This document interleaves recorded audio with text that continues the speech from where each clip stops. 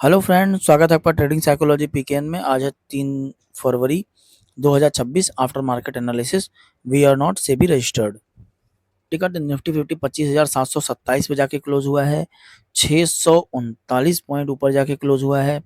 47 stock positive थे और 3 stock negative थे। गाइस, आइए डे के चार्ट की बात कर लेते हैं। जैसे कि आप यहाँ पे सपोर्ट रेजिस्टेंस सारे के सारे देख रहे हैं, ये पहले से ही खींचे हुए हैं। मैंने आज नहीं खींचा है ये, आप प्रीवियस वीडियो में देखेंगे तो ये पहले के ही हैं।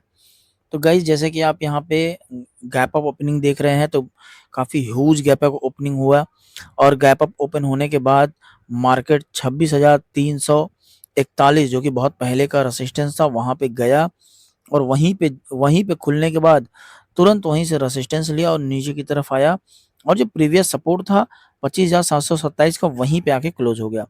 अब फिलहाल एक जोन में आ गया है 25,727 और 26,341 के बीच में। तो लेट्स सी, हम लोग देखते हैं कल किस तरीके का मूवमेंट रहता है, उसी के हिसाब से आपका ट्रेड बनेगा। तो गाइस, आप बताइए, आप इस कैंडल को किस तरीके से देखते हैं? बिकॉज एक गैप क्रिएट हो गया है, ये हो गया निगेटिव। और पॉजिटिव क्या है? पॉजिटिव ये है कि ऊपर का जो एक सपोर्ट रेजिस्टेंस बना हुआ था उसके बीच में आ गया है। ऊपर का एक जो रेजिस्टेंस बना हुआ था उसको तो क्रॉस करके ऊपर गया और नीचे आके अभी वो सपोर्ट का काम कर रहा है। फिलहाल ये सपोर्ट का काम करेगा। 25,727 अगर ये टूटता है तो तेजी से नीचे की तरफ आएगा और आने के बाद ये सपोर्ट ले सकता है। गाइस, निफ्टी 50 के अगर 5 मिनट के चार्ट की बात करेंगे, क्योंकि बहुत सारे लोग इंट्राडे करते हैं, तो अगर 5 मिनट के चार्ट की बात करेंगे तो जैसे आप पहला ही कैंडल देख रहे हैं, पहला ही कैंडल 25,341 का रेसिस्टेंस लिया और रेसिस्टेंस लेने के बाद एक ही कैंडल आप देख रहे हैं, कितना ह्यूज कैंडल, कितना बड़ा कैंडल बना हुआ है और नीचे की तरफ आया है। ये देखिए कितना बड़ा कैंडल है, कहाँ तक आया है देख रहे हैं आप? ये देखिए बहुत नीचे आया है, 25,782 लगभग 800 के आसपास। इसके नीचे आके ये नीचे आया और धीरे धीरे और ड्रैग करते हुए नीचे की तरफ आया और जो सपोर्ट था, जो सपोर्ट बना हुआ है वहां तक आके सपोर्ट लिया और ईएमए का भी सपोर्ट लिया साथ में। ये देखिए आप, ईएमए का सपोर्ट और सपोर्ट दोनों यहाँ पे लिया और लेने के बाद फिर ऊपर गया।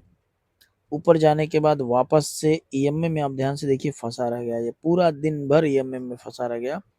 तो गाइस, आज के दिन अगर ध्यान से देखेंगे तो आपका ट्रेड बन ही नहीं रहा था। अब कहाँ पे बन रहा था? अगर बन रहा था तो यहाँ पे ही बन रहा था, एक छोटा सा ट्रेड यहाँ से यहाँ तक, फिर यहाँ से यहाँ तक, इसके अलावा कोई भी ट्रेड नहीं बन रहा था। तो गाइस, अब देखते हैं हम लोग किस तरीके का प्राइस एक्शन रहता है। अगर ये मार्केट मान के चलिए 25,878 के ऊपर सस्टेन कर जाता है तब एक रैली दिखा सकता है, और अगर इसके नीचे सस्टेन कर जाता है फिर तो गाइस बहुत बड़ा गैप है, ये गैप को फिल भी कर सकता है।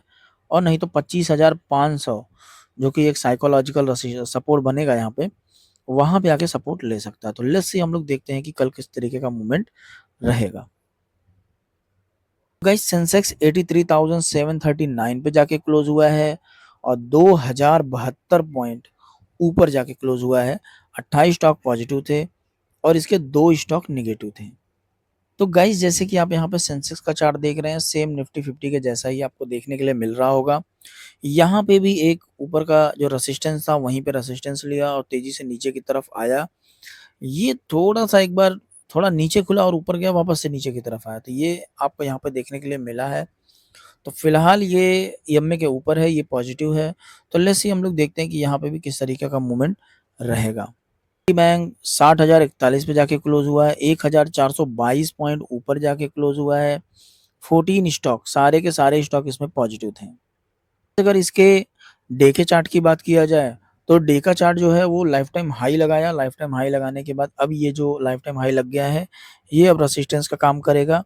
और जो प्रीवियस रेसिस्टेंस था जो कि आप यहाँ पे देख भी रहे हैं, वो रेसिस्टेंस वो रेसिस्टेंस जो था वो वापस से टूटा, टूटने के बाद फिर नीचे की तरफ आया और नीचे की तरफ आके अब ये वापस से रेसिस्टेंस का काम कर रहा है और नीचे आके क्लोज हो गया। अच्छी चीज़ ये है कि ईएमए के ऊपर क्लोज हुआ है। तो लेट्स सी, हम लोग देखते हैं कि क्या होता है। कि आप 5 मिनट का चार्ट यहाँ पे देख भी रहे हैं, गैप अप ओपन हुआ, गैप अप ओपन होने के बाद पहला ही कैंडल रेड बनाया और रेड बनाने के बाद धीरे-धीरे अब ड्रैग करते हुए ईएमए की तरफ आया। तो कुछ ये मूवमेंट तो कुछ है ही नहीं अगर आप देखेंगे तो ईएमए की तरफ आया और ईएमए पे हल्का-सा सपोर्ट लेके इतना बड़ा मूवमेंट यहाँ छोटा-सा मूवमेंट बनाया और मूवमेंट बनाने के बाद ये देख रहे हैं आप ईएमए से चिपका रह गया पूरा का पूरा दिन भर। तो आज यहाँ पे ट्रेड जो था वो बन ही नहीं रहा था। तो आप बताइए क्या आपने ट्रेड किया? अच्छा एक चीज़ और बताइए आप कमेंट में, क्या आप कल के दिन आप किसी प्रीमियम को होल्ड कर गए? अगर कॉल में होल्ड कर गए तब तो वेल एंड गुड, बहुत बड़ी बात हो गई। और अगर पुट में होल्ड कर गए थे तो आप बताइए क्या देख के आपने पुट में होल्ड किया? तो गाइज इंडिया विक्स की बात करें तो इंडिया विक्स 12.90 पे जाके क्लोज हुआ है, लगभग 7% नीचे जाके क्लोज हुआ है। इससे पता चलता है कि अब इन्वेस्टिंग आप यहाँ पे कर सकते हैं, इन्वेस्टर्स के लिए ये पॉजिटिव माना जा रहा है।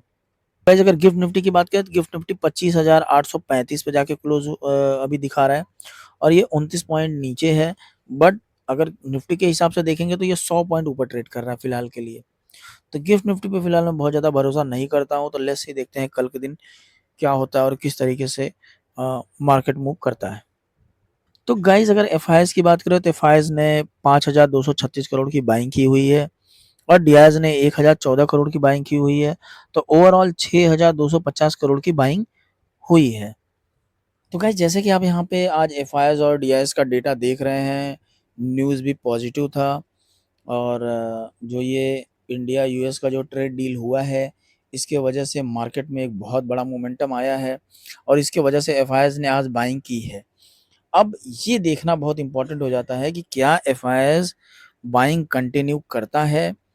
अगर करेगा तो अपना जो रुपीज़ है वो भी स्ट्रेंथ में आएगा, वो भी मजबूत होगा और इन्वेस्टमेंट भी यहाँ पे आएगा। तो लेट्स सी हम लोग देखते हैं कि किस तरीके से इंडिया यूएस का जो ट्रेड डील है इसको एफआईएस किस तरीके से लेता है।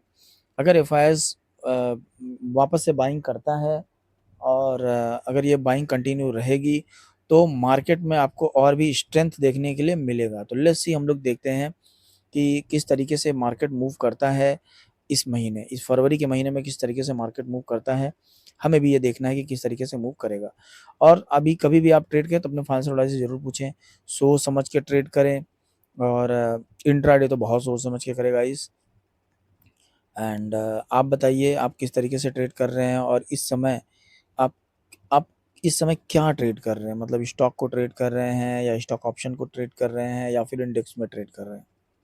तो कमेंट में ज़रूर बताएं guys and thank you so much. Have a great day. Thank you.